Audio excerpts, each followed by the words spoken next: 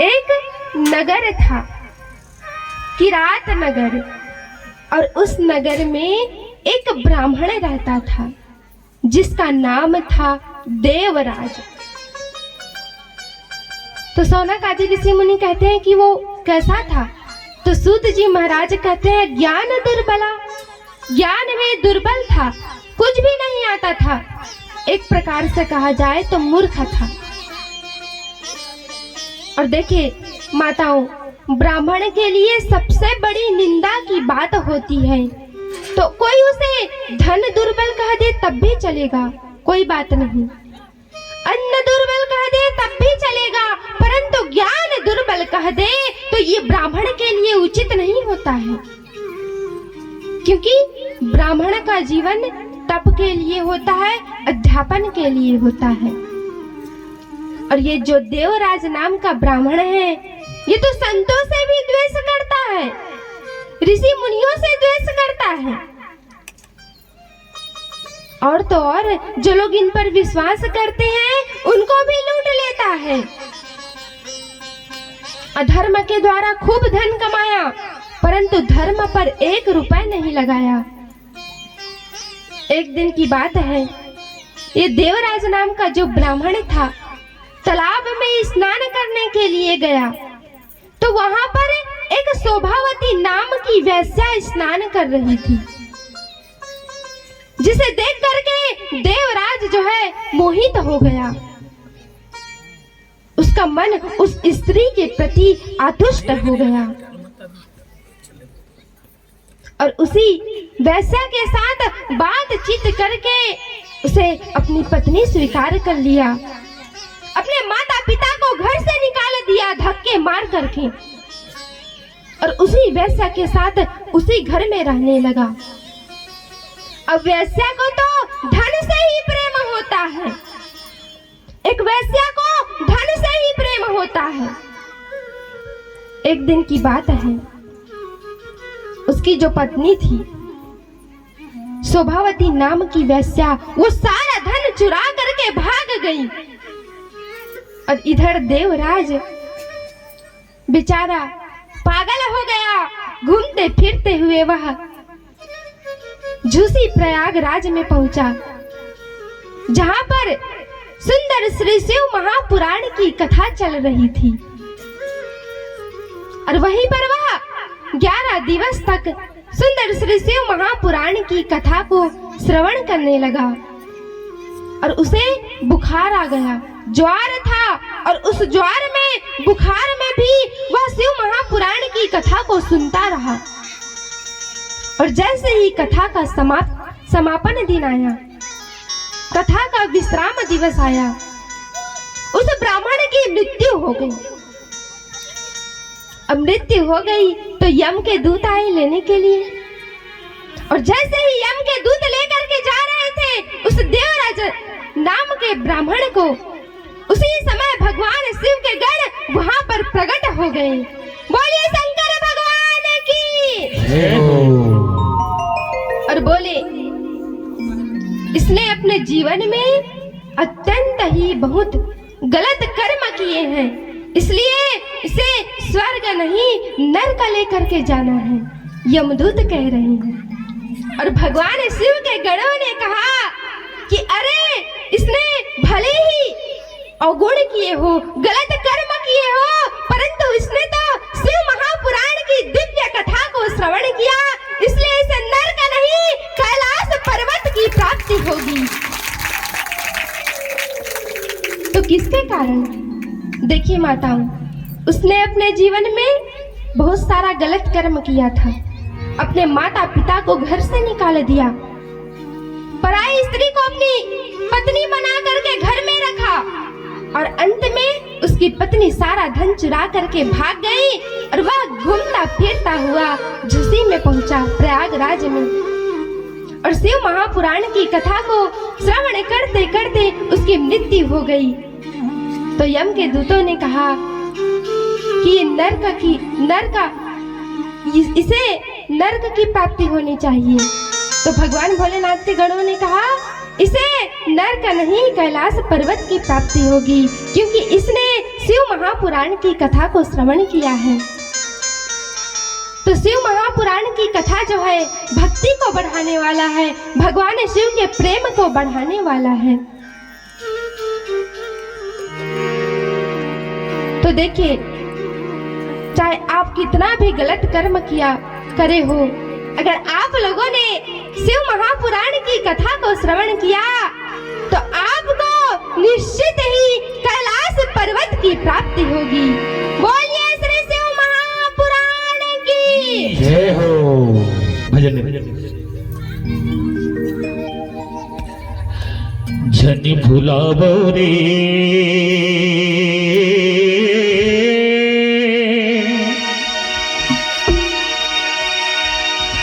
जन भुलावो रे कथा राम की सुनैया भजन राम की गवैया कथा राम की सुनैया भजन राम की गवैया यही जिंदगी के संगी सारे यही जिंदगी के भैया सारे जन भुलावो रे कथा राम के सुनैया भजन राम की गवैया कथा राम की सुनैया भजन की गवैया यही जिंदगी के संगी सारे यही जिंदगी के भैया सारे।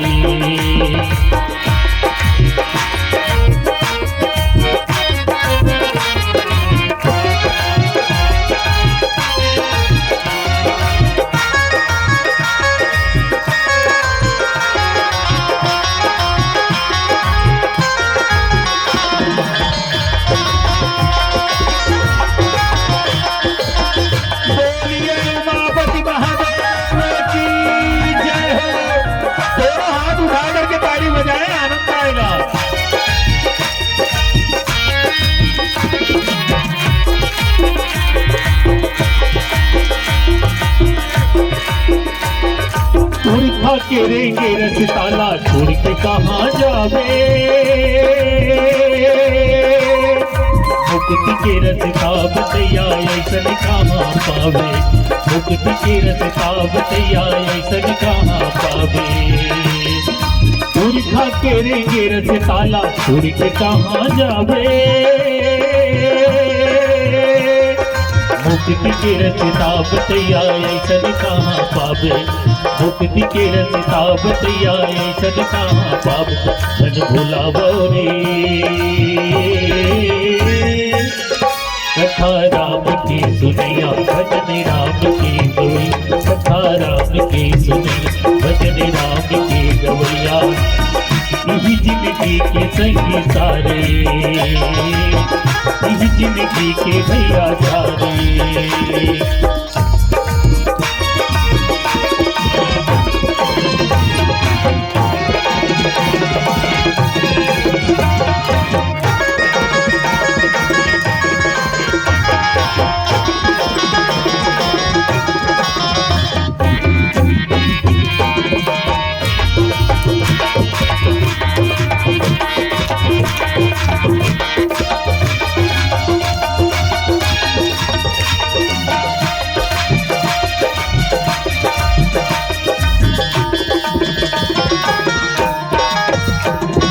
तुलसी के लिखे रामायण मर्यादा की कहानी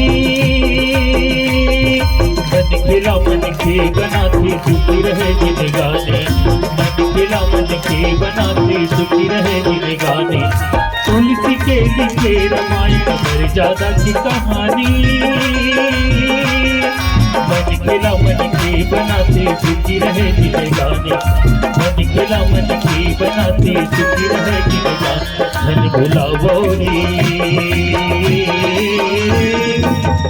कथा राम की सुनैया भजन राम की गवैया कथा राम की सुनैया भजन राम की गवैया यही जिंदगी के संगी सारे यही जिंदगी के भैया सारे।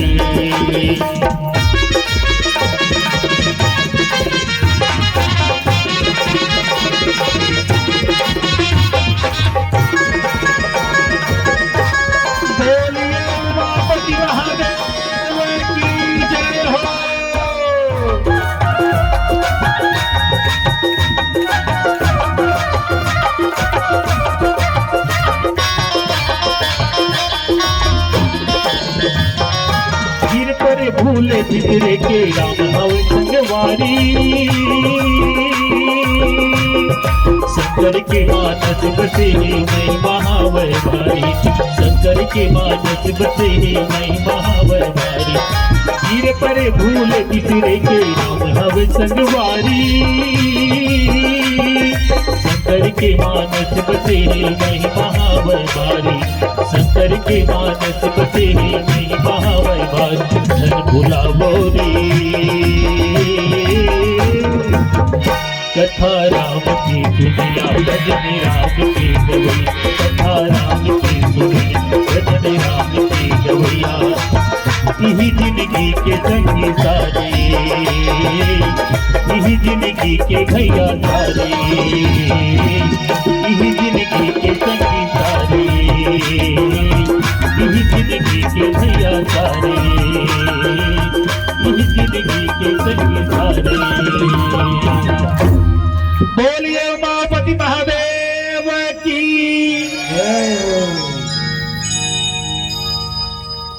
बोलिए श्री शिव महापुराण की जय हो। ओम नमः पार्वती पतये हर हर महादेव। तो सुंदर देवराज नामक इस कथा को हम लोगों ने श्रवण किया और आगे एक और कथा है माताओं। अब माताएं सोच रही होगी कि ना जाने आज 10 बज जाएगा तो हम लोग खाना पीना कब खाएंगे, क्योंकि कई माताओं को जो है खाना पीना भी बनाना पड़ता है। तो समय को देखते हुए कथा को जो है कहते ना कि साठ काट कर दें, तो कथा को भी हम लोग थोड़ा मतलब कि छोटी सी थोड़ा मतलब कि थोड़े शब्दों में कह रहे हैं। तो देखिए माताओं, वाक्सल नामक ग्राम में एक ब्राह्मण रहता था जिसका नाम था बिंदुक, और वहां के लोग वैदिक विधि विधान से विमुख थे, पर स्त्री गमन करते थे। वहां के स्त्री पुरुष गलत कर्म करते थे, परंतु जो देवराज बिंदुक नाम का ब्राह्मण था उसकी पत्नी अत्यंत ही सुंदर थी, धर्म के कार्य पर चलती थी, हमेशा धर्म पर चलती थी, धर्म के मार्ग पर। और गांव के सारे लोग पर स्त्री गमन करते थे, स्त्री पुरुष सब गलत कर्म करते थे। और उनकी पत्नी जो है सुंदर पूजा पाठ करती थी, धर्म के रास्ते पर चलती थी। परंतु कहते हैं ना, जिसके साथ रहो उसका भी गुण उस व्यक्ति में आ जाता है, सामने वाले व्यक्ति में। अब बिचारी बहुत दिन तक धर्म के रास्ते पर चलती रही, परंतु उसके गुण भी अवगुणों में परिणत हो गए, उसके भीतर भी अवगुण आ गए। तो एक दिन जो बिंदुक था उसका पति, उसने अपनी पत्नी को दूसरे पुरुष के साथ रति करते हुए देख लिया। तो बिंदुक ने जब देखा तो अपनी पत्नी को इतना मारा, बेचारी अब बेचारी क्या गलत कर्म तो कर रही है। बोली कि भवान प्रतिदिनम कामम रमते वैसया कुधी मां विहाय स्वपत्नीम चा युति पति सेविनीम। बोले स्वामी, आप खुद तो गलत कर्म करते हो और आप चाहते हो कि आपकी पत्नी अच्छे कर्म करे, तो ये कैसे संभव हो सकता है। अब आप बताइए माताओं, आप धर्म के रास्ते पर चल रहे हो और आपका पति अधर्म कर रहा है और आपको कहे कि देवी सही रास्ते पर चलो, तो आप कहोगे कि नहीं, पहले अपने चरित्र को सुधारो फिर हमें कहना। तो चंचुला बोली, स्वामी आप स्वयं बुरे कर्म कर रहे हो और आप चाहते हो कि मैं अच्छे कर्म करूं, तो ये कैसे संभव हो सकता है। अहम महारूपवती नव यौवन विहवला, कथम सहे काम दुखम तो संगम विनार्तति। बोली, स्वामी आप मेरे पति हो, आपसे मेरा विवाह हुआ है, आपके बिना मैं काम जन दुख कैसे सहन कर सकती हूँ। अब तो बिंदु की बुद्धि और भी नष्ट हो गई। बोले, ठीक है, तुम जैसा करती हो करते रहो, तुम पर पुरुषों से प्रेम करो, उनसे खूब सारा धन लो और वह धन ला करके मुझे दे दिया करो। धन मागर सतेभ्यो ही दत्त्वा तेभ्यं परामरतिम्। इस प्रकार से बिंदुक ने अपनी ही पत्नी को देह व्यापार के कार्य में लगा दिए। अब कुछ समय पश्चात देवराज नामक बिंदुक नामक उस ब्राह्मण की मृत्यु हो गई। तो वह विंध्य पर्वत पर बहुत बड़ा पिशाच हुआ और उनकी पत्नी चंचुला, इसने इतना गलत कर्म किया था कि उसकी कोई तुलना नहीं किया जा सकता, कोई गणना नहीं किया जा सकता। एक दिन की बात है, अपने भाई बंधुओं के साथ में चंचुला गोकर्ण क्षेत्र में आई, जहां पर सुंदर श्री शिव महापुराण की कथा हो रही थी और ब्राह्मण देवता वहां नरकों का वर्णन कर रहे थे। ब्राह्मण देवता कह रहे थे कि जो स्त्री पर पुरुषों से प्रेम करती है उसे करोड़ों जन्मों तक नरक की यातना भोगनी पड़ती है, एक नहीं करोड़ों जन्मों तक। अब चंचुला को लगा कि ये कथा मेरे लिए कही जा रही है, परंतु माताओं, वक्ता किसी को देख करके कथा नहीं कहता। अब आप सभी बताइए, क्या आपके मन में क्या चल रहा है? आपने क्या गलत कर्म किए हैं, क्या पुण्य किए हैं? मुझे पता है क्या? नहीं पता है ना।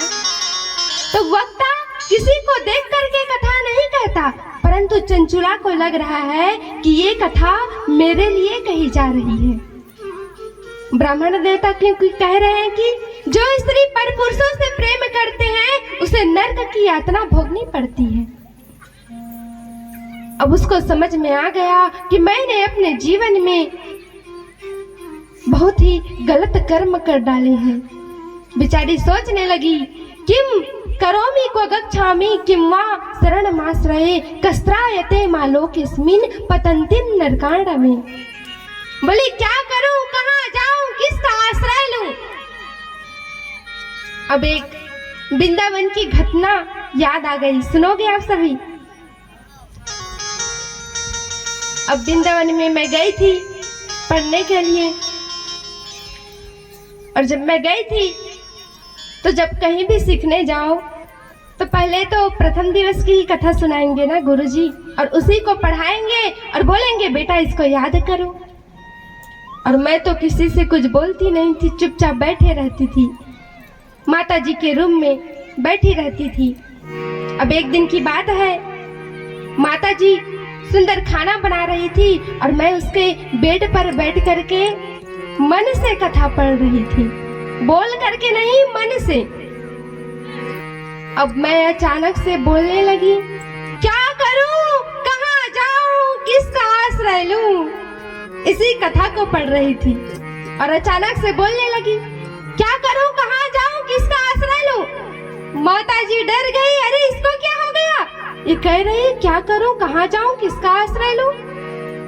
माता जी तुरंत गई ऊपर वाले हाल में जहां पर भागवत की कथा चल रही थी और गुरुजी से कहती है कि मिनी को क्या हो गया? कह रही है क्या करूं, कहां जाऊं, किसका आश्रय लूं? अब वहां पर जो बच्चे थे सब घबरा गए, क्या हो गया करके। और मैं दौड़ते गई माता जी के पीछे पीछे, बोली माता जी मैं कथा पढ़ रही थी, ऐसी कोई बात नहीं है। माता जी कहती है, अरे तू कथा पढ़ रही थी और अचानक से बोलने लगी क्या करूं, कहां जाऊं, किसका आश्रय लूं? मैं तो डर ही गई थी। तो ये वृंदावन की कथा, वृंदावन की याद आ गई थी जिसे मैंने आप लोगों को बताया। तो चंचुला कह रही है कि क्या करूं, कहां जाऊं, किसका आश्रय लूं? तब चंचुला शिव महापुराण की कथा कह रहे उस ब्राह्मण देवता के शरण में गिर गई और प्रार्थना करने लगी कि गुरुदेव दया करके मुझे को अपना लेना। गुरुदेव दया निधि करके कृपा मुझे अपनी शरण में जगा देना। गुरुदेव दया निधि करके कृपा मुझे अपनी शरण में जगा देना। मैं जन्म जन्म से भटका हूँ, मुझे भव से पार करा देना। गुरुदेव दया निधि करके कृपा।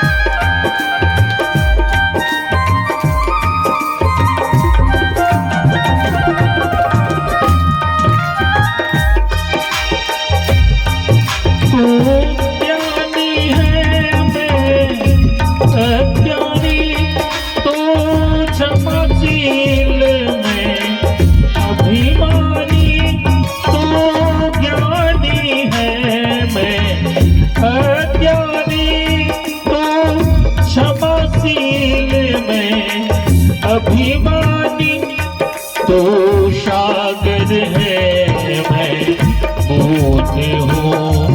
मैं सदियों तुमसे दूर हूँ, मुझे आप में आप मिला लेना।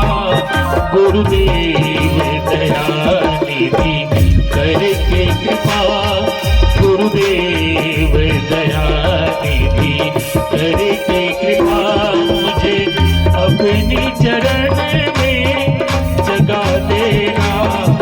मैं जन्म जन्म से भटका हूँ, मुझे भव से पार करा देना। गुरुदेव दया निधि करके कृपा। बोलिए गुरुदेव भगवान की जय हो। चंचुला गुरुदेव के शरण में गिर गई, बोले हे गुरुदेव, मैं आपकी शरण में हूँ, जैसे भी हूँ आपकी हूँ, आप ही मेरे रक्षक हो। कृपा करके मुझे नरक में जाने से बचाइए। अब संत हृदय नवनीत समाना। संत का हृदय कैसे होता है? संत का हृदय होता है जैसे मक्खन होता है ना। मक्खन खाए हो आप लोग? कौन कौन खाए हो? तो मक्खन को मुंह में डालते ही कैसा हो जाता है? पिघल जाता है। तो संत का हृदय भी मक्खन की तरह होता है। जब चंचुला प्रार्थना करने लगी तो ब्राह्मण देवता को दया आ गई। बोले हे द्विज पत्नी, देखो कितना सम्मान से बुला रहे हैं, पुकार रहे हैं, कह रहे हैं कि हे द्विज पत्नी। उसने इतना गलत कर्म किया था, फिर भी संत का हृदय, क्योंकि संत का हृदय तो मक्खन की तरह होता है। बोले हे द्विज पत्नी, तुम चिंता मत करो, तुम भगवान शिव की शरण में जाओ, उनकी महिमा का गायन करो, जिससे तुम्हारे पाप जो है कट जाएंगे। बोले भगवान शिव की कथा को श्रवण करने से चित्त निर्मल हो जाता है, मन निर्मल हो जाता है और सारे पाप जो है कट जाते हैं। अच्छा बताइए माताओं, हमारे दादाजी लोगों, अगर दर्पण मैला हो तो क्या आपका स्वरूप दिखेगा? नहीं दिखेगा ना। दर्पण मैला हो तो अपना स्वरूप नहीं दिखता। उसी प्रकार अगर हमारा चित्त मैला हो, मन मैला हो, छल कपट भरा हो तो भगवान का स्वरूप नहीं दिखता। दर्पण को अगर साफ कर लिया जाए तो अपना स्वरूप दिखता है कि नहीं? उसी प्रकार चित्त को शुद्ध कर लिया जाए तो भगवान स्वरूप दिखता है।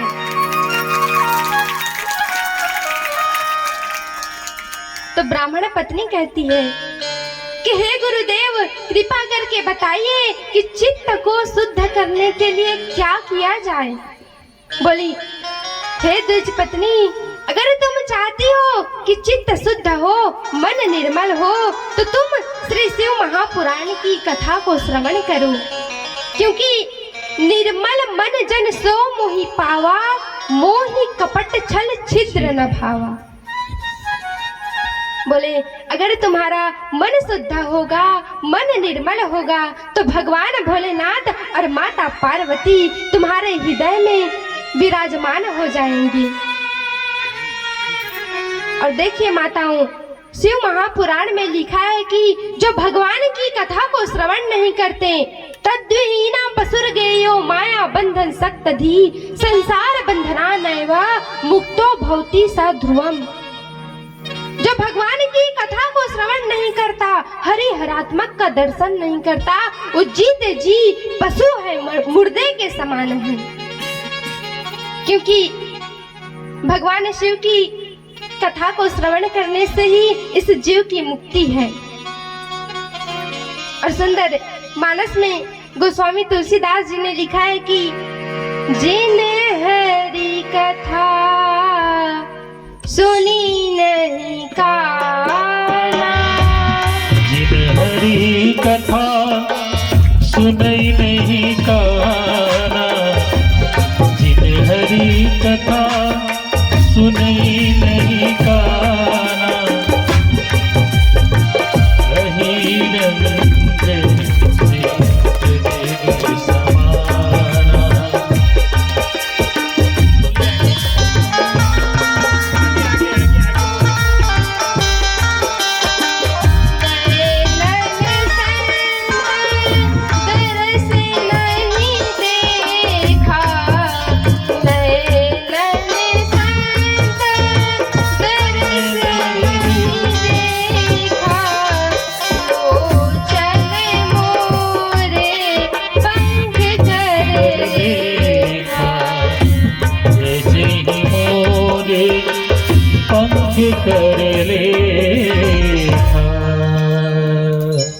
तो कहते हैं कि जो भगवान की कथा को श्रवण नहीं करता, उनके कान सर्प के बिल के समान हैं। जो हरि और हर का दर्शन नहीं करता, संतों का दर्शन नहीं करता, भगवान की पूजा पाठ नहीं करता, भगवान को देखना नहीं चाहता, उसके नेत्र मोर के पंख में बने हुए नेत्र के समान व्यर्थ है।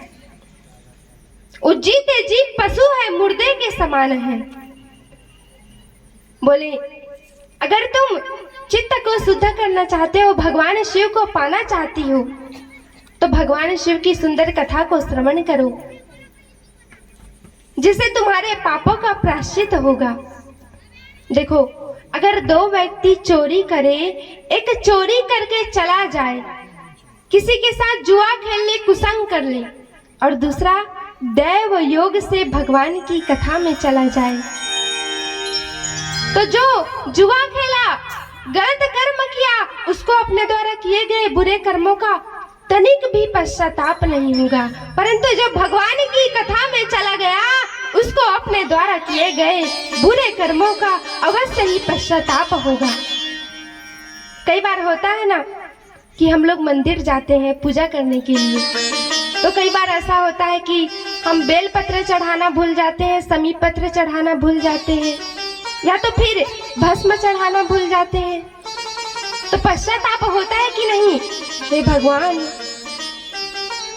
ले करके गए थे और इसको चढ़ाना ही भूल गए। तो जो भगवान की कथा में चला गया, उसको अपने द्वारा किए गए बुरे कर्मों का अवश्य ही पश्चाताप होगा। अब ये पश्चाताप क्यों हुआ? क्योंकि चित्त शुद्ध हो गया, मन निर्मल हो गया। और अब ये चित्त क्या है? तो ये चित्त अनेकों जन्मों के समर्जित, अनेकों जन्मों की यात्रा का परिणाम है। ये जो चित्त है, जैसे कि रिकॉर्डिंग करने वाले के पास में एक मेमोरी कार्ड होता है, जिसमें पुराने से पुराने फोटोज मिल जाती है, पुराने से पुराने वीडियो मिल जाती है, पुराने से पुराने रिकॉर्डिंग मिल जाते हैं, परंतु उसकी क्षमता है, अगर भर जाए तो कहते हैं स्टोरेज खाली करो। मोबाइल में भी होता है, मेमोरी भर गई खाली करो। परंतु हमारे चित्त की जो क्षमता है वो अनंत है, वो कभी फुल नहीं होती, क्योंकि ये हमारे एक नहीं अनेकों जन्मों की यात्रा का परिणाम है।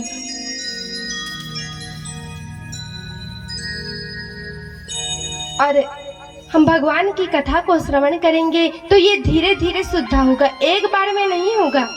हमारे संत कहते हैं, ऋषि मुनि कहते हैं कि बिना अंतःकरण के शुद्धि के भगवान मिलने वाले नहीं हैं। अब ये अंतःकरण क्या है? तो इसके 4 भाग हैं, मन, बुद्धि, चित्त, अहंकार। अब आप सभी कहोगे कि भाई ये मन क्या है? तो आप लोग जो बैठे बैठे सोच रहे हो वही तो मन है। भाई कोई दुकान के बारे में सोच रहा है, तो कोई घर के बारे में सोच रहा है, तो कोई सोच रहा है कि मैं रसगुल्ले खाऊंगा, कि कोई सोच रहा है कि मैं कल बफा सिस्टम में जाऊंगा, सुंदर रसगुल्ले मालपुए खाऊंगा। तो यही तो मन है, जो बैठे बैठे सोच रहे हो यही मन है। संकल्प और विकल्पों का भंडार ही मन है। कोई किस्मत के सितारे बदलने की बात करता है, कोई किस्मत के सितारे बदलने की बात करता है, तो कोई हाथों की रेखा मिटाने की बात करता है।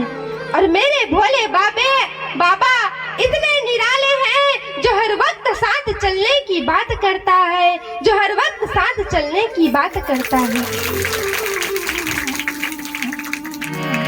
तो संकल्प और विकल्पों का भंडार ही मन है। और बुद्धि क्या है? तो जब हम किसी पर विश्वास करके उसी मार्ग का अनुसरण करते हैं तो वहां पर बुद्धि का प्रभाव होता है। वस्तुतः चारों एक हैं, परंतु जब हम संकल्प विकल्प करते हैं कि नहीं हमें रसगुल्ला खाना है, कि नहीं हमें उसके यहाँ जाना है, तो जब हम संकल्प विकल्प करते हैं तो वहां पर मन का प्रभाव होता है। और जब हम कोई निर्णय लेते हैं घर का या कहीं का भी हो, तो वहां पर बुद्धि का प्रभाव होता है। और चित्त क्या है? चित्त तो अभी बताई कि हमारे करोड़ों जन्मों की यात्रा का परिणाम है। हमारे संत ऋषि मुनि कहते हैं कि सब कुछ बदला जा सकता है, परंतु स्वभाव को नहीं बदला जा सकता, क्योंकि स्वभावो दुरुति क्रमा, क्योंकि स्वभाव एक नहीं अनेकों जन्मों की यात्रा का परिणाम है। अब बचा क्या? अहंकार। तो अहंकार कब समाप्त होगा? जब हमारे हृदय से, हमारे मन से जो विकार है, छल कपट ईर्ष्या द्वेष भाव, जब तक ये समाप्त नहीं होगा तब तक हमारे अंदर जो अहंकार है वो समाप्त होने वाला नहीं है। और हमारे हृदय के जो विकार है, काम क्रोध लोभ मोह ईर्ष्या द्वेष छल कपट, जैसे ही समाप्त होंगे तो भगवान भोलेनाथ हमारे हृदय में साक्षात विराजमान हो जाएंगे और अहंकार का नाश हो जाएगा। तो सुंदर सूत जी महाराज कहते हैं कि अरे चंचुले, तुम शिव महापुराण की कथा को श्रवण करो, भगवान शिव की महिमा का गायन करो। अब चंचुला के जीवन में परिवर्तन आ गया। वो तीर्थ के जल में स्नान करके अपने केसों को जटाओं में परिणित कर ली, रुद्राक्ष माला पहनने लगी, भस्म लगाने लगी, शिव पंचाक्षर मंत्र का जप करने लगी और धीरे धीरे उसके शरीर का छूटने का समय आया, वृद्ध हो गई। तो भगवान शिव के यहाँ से साक्षात दिव्य विमान आया और चंचुला उस दिव्य विमान में आरूढ़ होकर के कैलाश पर्वत पर चली गई। और जब कैलाश पर्वत पर पहुंची तो सुंदर हमारे भोले बाबा कर्पूर गौरम गौरीशम सर्वलकार धारिणीम सिद्ध भस्मल सदेहम सिद्ध वस्त्रम महोज्वलम, कपूर के समान श्वेत वस्त्र धारण किए हुए, श्वेत वर्ण धारण किए हुए हमारे भोले बाबा कैलाश पर्वत पर माता पार्वती के साथ में विराजमान है, सुशोभित हो रहे हैं। अच्छा बताइए, सबसे बड़ा देव कौन है?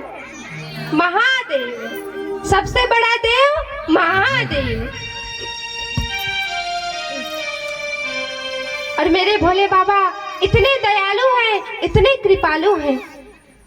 अगर आप देखो, ब्रह्मा जी से कुछ मांगो तो वो भी देने में विचार करते हैं, भगवान विष्णु देने में विचार करते हैं, परंतु मेरे भोले बाबा देने में तनिक भी विचार नहीं करते, इतने भोले भंडारी हैं।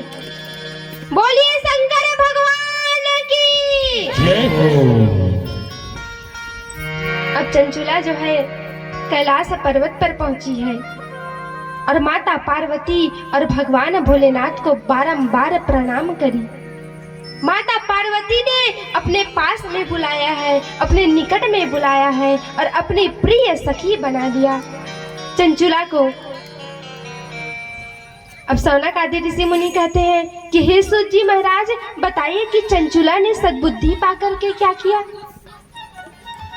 तो सूत जी महाराज कहते हैं कि हे सौनक आदि ऋषि मुनि, एक दिन परमानग्न में निमग्न चंचुला माता पार्वती के पास में पहुंची है और सुंदर स्तुति कर रही है कि हे जगत माता, आप ही समस्त सुखों को देने वाली हो। हम मनुष्यों ने सदा आपकी सेवा की है। आप ही आदि हो, पराशक्ति हो, जगत जननी माता हो। और धीरे धीरे चंचुला के आंखों से प्रेम के अश्रु उमड़ आए, प्रेम के अश्रु गिरने लगे। माता पार्वती कहती है, अरे चंचुले, तुम्हें जो कुछ भी मांगना है मांग लो, मेरे पास ऐसी कोई वस्तु नहीं जो तुम्हें देने के लायक ना हो। तो चंचुला कहती है कि हे माँ, मैं जानना चाहती हूँ कि मेरा पति बिंदु कहाँ है, क्योंकि उसने ऐसा कोई पाप नहीं जो ना किया हो। माता पार्वती कहती है, अरे चंचुले, तुम जानना चाहती हो कि तुम्हारा पति कहाँ है? बोले, तुम्हारा पति इतना दूषित था, इतना गलत कर्म किया है कि वह बहुत सारे पापों को भोगने के बाद शेष पापों को भोगने के लिए विंध्य पर्वत पर पिशाच योनि में नाना प्रकार के क्लेशों को ढो रहा है। अब चंचुला जब सुनी अपने पति के बारे में तो चंचुला के आंखों से अश्रु बहने लगे, रोने लगी और कहती है कि हे माता पार्वती, आप कृपा करके मेरे पति के मुक्ति का उपाय बताइए, जिससे मेरे पति को मुक्ति मिल सके। हे जगदम्बा, हे महेश्वरी, हे महादेवी, कृपा करके कोई उपाय बताइए। अब माता पार्वती को दया आ गई। माता पार्वती कहती है कि तुम्हारे पति को अगर शिव महापुराण की कथा को श्रवण कराया जाए तो उसकी मुक्ति हो जाएगी। अब चंचुला कहती है कि आप ही कोई उपाय बताइए, हे देवी, आप ही कोई उपाय बताइए। तो माता पार्वती को दया आ गई और माता पार्वती ने गंधर्वराज तुम्बरु को बुलाया और बोली कि ये मेरी प्रिय सखी है चंचुला, इसका पति विंध्य पर्वत पर पिशाच योनि में पड़ा है, उसे भगवान शिव के समीप में ले आओ, शिव महापुराण की दिव्य कथा को श्रवण कराओ। अब गंधर्व राज तुम्बरु और चंचुला दोनों पिशाच योनि में पड़े हुए उस विंध्य पर्वत के पास में पहुंचे तो वहां पिशाचों को देखा तो कभी रोते थे, तो कभी हंसते थे, तो कभी उछलते थे। गंधर्व राज तुम्बरु ने भगवान शिव का ध्यान करके उसे एक रस्सी से बांध दिया और शिव महापुराण के लिए एक दिव्य मंडप तैयार किया, जिसे श्रवण करने के लिए दूर दूर से संत महात्माओं का आगमन हुआ। और रस्सी से बंधा हुआ है और शिव महापुराण की कथा को श्रवण करने के बाद वह दिव्य रूप धारण करके अपनी पत्नी चंचुला के साथ में भगवान शिव की महिमा का गायन कर रहा है। देखिए, भूत पिशाच योनि में पड़ा हुआ है, भूत प्रेतों के जैसे, और भगवान शिव की कथा को श्रवण करने के बाद वह मुक्त हो गया और दिव्य रूप धारण करके अपनी पत्नी के साथ में भगवान शिव की महिमा का गायन कर रहा है। अथ गायन महेशस्या सुगुणान सुमनोहरान सुतुम पुरुर जगामासु सकांता सांकरम पदम। और सुंदर कैलाश पर्वत पर आए माता पार्वती और भगवान भोलेनाथ ने चंचुला और बिंदु का दिव्य स्वागत किया है। दोनों दंपत्ति सुंदर सुख पूर्वक कैलाश पर्वत पर निवास करने लगे। तो सूत जी महाराज कहते हैं कि मैंने शिव महापुराण की महात्मा की जो कथा को आप लोगों को सुनाई है, ये भगवान शिव की भक्ति को बढ़ाने वाला है, हमारे हृदय में भगवान शिव के प्रेम को बढ़ाने वाला है। बोले, जो मनुष्य अगर कितना भी गलत कर्म किया हो, अगर शिव महापुराण की कथा को श्रवण कर लिया तो उसकी भी मुक्ति हो जाती है। तो देखिए, बिंदुक ने कितना गलत कर्म किया था, परंतु वो पतिव्रता नारी भी निकली, अपने पति को मुक्त कराया पिशाच योनि से। और किसके प्रभाव से? श्री शिव महापुराण की कथा को श्रवण करने से आज उसके पति को मुक्ति मिल गई और दोनों कैलाश पर्वत पर सुख पूर्वक जीवन व्यतीत करने लगे।